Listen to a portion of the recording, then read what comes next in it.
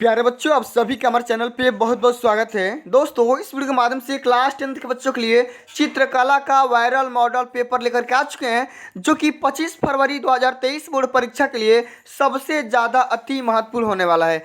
प्यारे बच्चों, इस वीडियो के माध्यम से मैं आप सभी को इस पूरे मॉडल पेपर का A to Z सोल्यूशन बताने वाला हूं, जो कि 25 फरवरी के पेपर में सीधे सीधे छपने वाला है। तो प्यारे बच्चों, इसलिए आप सभी से हम्बल रिक्वेस्ट है कि वीडियो को ध्यान से देखना, अंत तक जरूर देख लेना, वीडियो को लाइक कर देना, शेयर कर देना। अगर चैनल पर नया है तो चैनल को भी सब्सक्राइब करके साथ में सारे बेल आइकन प्रेस जरूर करना। प्यारे बच्चों, आपका जो पेपर आएगा सेम टू सेम ऐसा ही आएगा जैसा कि मैं आप सभी को इस वीडियो के माध्यम से बताने वाला हूं, दिखाने वाला हूं। पूर्णांक रहेगा 17 नंबर का, समय रहेगा 3 घंटा 15 मिनट का, और आपका सेम टू सेम ऐसा ही आएगा चित्रकला का पेपर। अब की बार के बोर्ड के पेपर में 20-20 MCQ हर एक पेपर में पूछे जाएंगे, जिनको OMR पे हल करना है। ठीक है, बाकी आपको ये जो पेपर होगा प्यारे बच्चों 3 खंड में डिवाइड किया जाएगा, खंड क, खंड ख, खंड ग।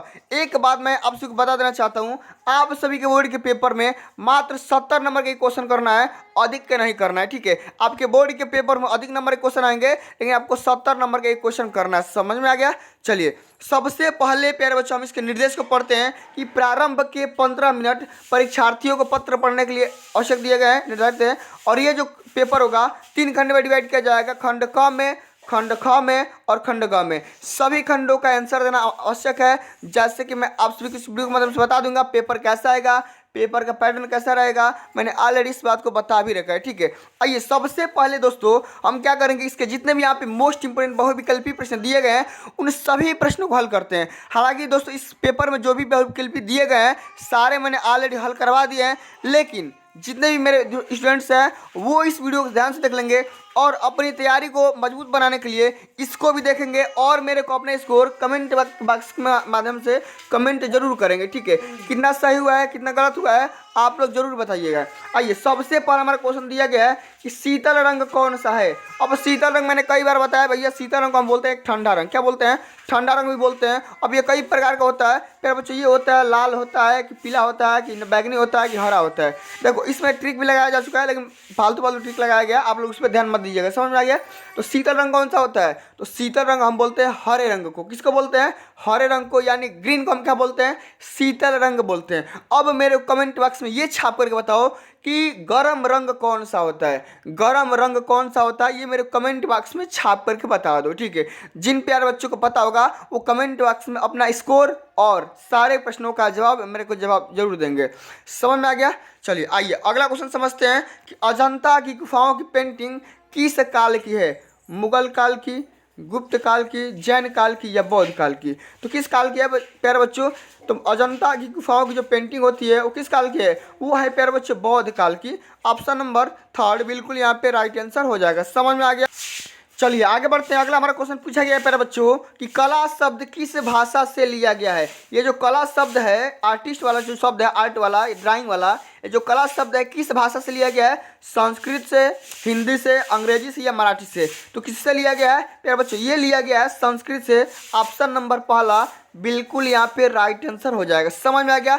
आशा करता हूँ सारे प्रश्नों का जवाब आपको पहले ही पता होगा। ठीक है, चलिए, क्योंकि मैं ऑलरेडी पहले से बता रखा हूँ। ठीक है, चलो आगे बढ़ते हैं। अगला हमारा क्वेश्चन दिया गया है कि निम्नलिखित में से ठंडे रंग कौन सा होता है। फिर ये पूछ दिया कि ठंडे रंग यानी कि आप सभी का शीतल रंग कौन सा होता है। उसमें बस खाली दिया था हरा, लेकिन इसमें दे रहा है हरा नीला, लाल पीला, नीला लाल और काला सफ़ेद। तो हरा यानी ठंडा रंग कौन सा हो जाएगा? ये हो जाएगा हरा और सफ़ेद। ऑप्शन नंबर पहला बिल्कुल यहाँ पे राइट आंसर हो जाएगा। समझ में आ गया? चलिए अब आगे देख लेते हैं। अगला हमारा क्वेश्चन पूछा गया है कि उत्तर प्रदेश में ललित कला एकेडमी कहाँ पर है। कई बार बता रखा हूँ, सारे के सारे प्रश्न बताया हूँ कि उत्तर प्रदेश ललित कला एकेडमी कहाँ पे है। लखनऊ में है कि कानपुर में है कि इलाहाबाद में है कि वाराणसी में है? तो कहाँ पे है प्यारे बच्चों? तो ये है आप सभी का लखनऊ में। कहाँ पे है? लखनऊ में है। उत्तर प्रदेश में ललित कला जो एकेडमी है कहाँ पे है? लखनऊ में है। ऑप्शन नंबर पहला बिल्कुल यहाँ पे राइट आंसर हो जाएगा। ठीक है, चलिए अब आगे देख लेते हैं। अगला हमारा क्वेश्चन पूछा गया है कि सूर्य की रश्मियों में कुल कितने रंग पाए जाते हैं। सूर्य की किरणों में कुल कितने रंग होते हैं? 12 होते हैं कि 18 होते हैं कि 17 होते हैं कि 9 होते हैं? तो सूर्य की रश्मियों में कुल मिला करके आप सभी के कितने रंग होते हैं प्यारे बच्चों? ये होते हैं 7 रंग। कितने होते हैं? 7 रंग होते हैं। 7 रंगों में डिवाइड किया गया होता है। अब बहुत सारे बच्चे मेरे को कमेंट करके बताए थे कि सूर्य की रोशनी में कितने रंग पाए जाते हैं, ठीक है। लेकिन आप लोग मेरे को कमेंट बॉक्स में ये छाप करके बताओ कि वो कौन कौन से रंग होते हैं जो सूर्य की रोशनी में पाए जाते हैं। अब भी कभी तुरंत कमेंट बॉक्स में छाप करके बताओ, तभी मैं समझूंगा कि आपकी तैयारी बहुत ही बढ़िया तरीके से चल रही है, ठीक है। और फिर बच्चे एक बात और समझ लो कि मैं आप सभी को आज ही के डेट में शाम को एक महा मैराथन क्लास को पेश करूंगा, जिनमें आप सभी को बहुत सारे बहुविकल्पी और बहुत सारे दीर्घोत्तरी प्रश्नों को समझाया जाएगा। कल वाले लेक्चर के माध्यम से मैंने आप सभी को बहुत ही बढ़िया से डिटेल में चित्र कैसे बनाना है, किस तरीके से बनाना है, चित्र बनाते समय कौन कौन सी गलतियां नहीं करना है, मैंने ऑलरेडी आपको बता रखा है और बहुत सारे बढ़िया तरीके से चित्र भी बना के बताया है, ठीक है। अगर आप उस वीडियो को नहीं देखे एक बार डिस्क्रिप्शन चेक कर लेना, मैं उस वीडियो का लिंक दे दूंगा, ठीक है। आप वहां से विजिट कर लेना। वेरी वेरी मोस्ट मैंने वो लेक्चर था, ठीक है। चलिए अगला हमारा क्वेश्चन पूछा गया है कि ऊंट की खाल पर चित्रकारी किस स्थान की विशेषता है। माने ऊंट की खाल पर कहाँ चित्रकारी किया जाता था, ठीक है। बीकानेर में, बूंदी में, किशनगढ़ में या नाथद्वार, ठीक है। कहाँ पे किया जाता था? तो ये प्यारे बच्चों किया जाता है बीकानेर में। ऑप्शन नंबर पहला बिल्कुल यहाँ पर राइट आंसर हो जाएगा। ऊंट की खाल पर चित्रकारी इसी स्थान पर किया जाता है, ठीक है। चलिए अब आगे देख लेते हैं। अगला हमारा क्वेश्चन है very very most important question है कि सफेद रंग का विरोधी रंग कौन सा होता है। सफेद व्हाइट का विरोधी रंग कौन सा होगा? भूरा होगा कि बैगनी होगा कि काला होगा कि आपका लाल होगा? तो सफेद रंग का विरोधी रंग कौन सा होता है प्यारे बच्चों? ये हो जाता है काला। बिल्कुल यहाँ पे राइट आंसर हो जाएगा कि सफेद रंग का जो विरोधी रंग होता है कैसा होता है? काला रंग का होता है, ठीक है। चलिए ये क्वेश्चन मैंने ऑलरेडी कई बार बताया हुआ है कि ओस्ट वाले चक्र में कुल कितने रंग होते हैं। ये मेरे कमेंट बॉक्स में छाप करके बता दो। अब भी कभी छाप करके बताओ कि ओस्ट वाले चक्र में कुल कितने रंग होते हैं। ये देखो प्यारे बच्चों, ये ओस्ट वाले का चक्र ऐसा होता है, ठीक है। अब इसी में कई प्रकार के आप सभी के कलर मिले होते हैं, ठीक है। ये आपका होता है क्या? ओस्ट वर्ल्ड का चक्र होता है। अब इसी में हर एक सेक्शन में, हर एक खाने में क्या होता है? अलग अलग प्रकार के कलर मिले होते हैं। इसी तरीके से आप सभी का होता है, ठीक है। चलिए और इसमें कितने कलर होते हैं? आशा करता हूँ सही क्वेश्चन आ रहा होगा आप सभी का कि 5 होते हैं कि 6 होते हैं कि 8 होते हैं कि 7 होते हैं। कितने होते हैं भैया? ये हो जाते हैं 8, ठीक है। ओस्ट वाले चक्र में कुल कितने रंग होते हैं? 8 रंग होते हैं, ठीक है। ऑप्शन नंबर तीसरा बिल्कुल यहाँ पे राइट आंसर हो जाएगा, ठीक है। चलो आगे देख लेते हैं। अगला हमारा क्वेश्चन दिया गया है आलेखन का सर्वप्रथम महत्व क्या है। वस्तु को आकर्षक बनाना, वस्तु को उपयोगी बनाना, वस्तु को कीमती बनाना या वस्तु को टिकाऊ बनाना। तो आलेखन का हम यूज कहाँ नहीं करते हैं बच्चों? हम इसलिए करते हैं कि वस्तु हमारी अट्रैक्टिव हो जाएगी। वस्तु को आकर्षण बनाने के लिए हम क्या करते हैं? ड्राइंग करते हैं, आलेखन बनाते हैं, चित्र बनाते हैं या भी कलर करते हैं। समझ में आ गया? चलिए आगे बात कर लेते हैं। अगला हमारा क्वेश्चन पूछा गया है कि एक त्रिभुज के समस्त कोणों का योगफल कितने डिग्री होता है, कितने अंश का होता है। एक कोई भी त्रिभुज ले लो, कोई भी त्रिभुज ले लो, किसी भी त्रिभुज के आंतरिक कोणों का जो योगफल होगा वो कितने डिग्री का होगा? 60 का होगा कि 120 का होगा कि 360 का होगा कि 180 का होगा। तो त्रिभुज के तीनों कोणों का योगफल कितना होता है मेरे बच्चों? ये होता है 180 डिग्री। कितना होता है? 180 डिग्री। ऑप्शन नंबर तीसरा बिल्कुल यहाँ पे राइट आंसर हो जाएगा, ठीक है। चलिए आगे बात कर लेते हैं। अगला हमारा क्वेश्चन दिया गया है कि राजस्थानी चित्रकला में शिकार दृश्य किस शैली में अधिक हुआ है। मेवाड़ में, कोटा में, जयपुर में, किशनगढ़ में। तो राजस्थानी चित्रकला में शिकार दृश्य किस शैली में अधिक हुआ है प्यारे बच्चों? ये हुआ है आप सभी का कोटा में, ठीक है। कहाँ पे हुआ है? कोटा में। इस बात को ध्यान में रखिएगा। ऑप्शन नंबर सेकंड बिल्कुल यहाँ पे राइट आंसर हो जाएगा, ठीक है। चलो आगे बढ़ते हैं। अगला बार हमारा question very very most important question है। इस क्वेश्चन को मैंने बहुत ही बढ़िया तरीके से बताया है कि किस पेंसिल से खींची गई रेखाएं सर्वाधिक हल्की होती है। देखो बात को सबसे पहले समझो, क्या पूछा गया? हल्का पूछा गया ना। अब यहाँ पे देखो हल्का को इंग्लिश में पहले लिखो HALKA। अब हल्का, हल्का का सबसे पहला मीनिंग क्या है? H है।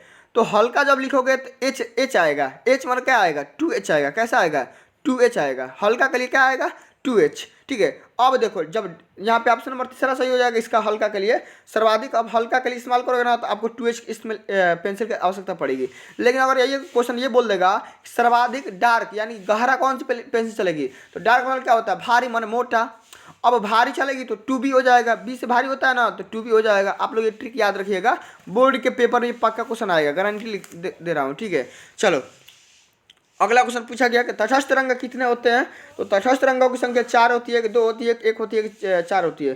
तो तटस्थ रंगों की संख्या कितनी होती है? 2 होती है। ऑप्शन नंबर सेकंड बिल्कुल यहाँ पर राइट आंसर हो जाएगा। चलिए आगे बात कर लेते हैं कि प्राथमिक रंगों का समूह कौन सा होता है। मतलब कौन कौन से रंग ऐसे होते हैं जो जिन्हें प्राथमिक रंगों की श्रेणी के अंतर्गत रखा गया है। लाल पीला नीला, काला भूरा सफेद, पीला लाल हरा, नारंगी हरा बैगनी। तो प्राथमिक रंगों का जो समूह होता है वो होता है लाल पीला नीला। ऑप्शन नंबर पहला बिल्कुल यहाँ पे राइट आंसर हो जाएगा। अब मेरे को ये बता दो भैया कि द्वितीयक रंग क्या होते हैं, वो कितने होते हैं। अभी अभी मेरे को कमेंट बॉक्स में छाप करके ये बताओ कि द्वितीयक रंग कौन कौन से होते हैं, ठीक है, और कितने होते हैं, ये मेरे को कमेंट बॉक्स में अभी छाप करके बता दो, ठीक है। चलो अगला हमारा क्वेश्चन पूछा गया है कि लोक शैली के चित्रकार कौन थे। लोक शैली के चित्रकार कौन थे, यामिनी राय, शैलेंद्र डे, वेंद्र या अमृता शेरगिल, ठीक है। तो लोक शैली के चित्रकार कौन हो जाएंगे प्यारे बच्चों, ये मेरे को कमेंट बॉक्स में छाप करके जरूर बताना, ठीक है। ये मेरे को कमेंट बॉक्स में छाप करके जरूर बताना। इसका मैं आंसर नहीं बताऊंगा क्योंकि मैं कई बार इस क्वेश्चन को बताया हूँ कि भैया लोक शैली के चित्रकार कौन थे, आर्टिस्ट कौन थे, ये मेरे को कमेंट बॉक्स में छाप करके जरूर बताना, ठीक है, छोड़ना मत, ठीक है, क्योंकि जब तक तोड़ेंगे नहीं तब तक छोड़ेंगे नहीं, ठीक है। चलो आगे देख लेते हैं। अगला हमारा ऑप्शन दिया गया है कि वास्तुकला, मूर्तिकला और चित्रकला के त्रिवेणी किन गुफाओं को कहा जाता है। वास्तुकला, मूर्तिकला और चित्रकला के त्रिवेणी किसको कहा जाता है, बाघ गुफा, बादामी गुफा, अजंता गुफा या जोगीमारा, किसको बोलते हैं भैया, ये बोलते हैं हम अजंता की गुफाओं को। अब मेरे को ये कमेंट बॉक्स में छाप करके बताओ कि अजंता गुफा कहाँ पे है, अजंता गुफा कहाँ पे है भैया, ये मेरे को आप लोग कमेंट बॉक्स के माध्यम से जरूर बता दो, ठीक है। चलो अगला हमारा क्वेश्चन पूछा गया है कौन सा रंग इंद्रधनुष का रंग नहीं है। मैंने ऐसा कौन सा रंग है जो कि इंद्रधनुष में शामिल नहीं होता है, काला, पीला, हरा या सफेद नीला।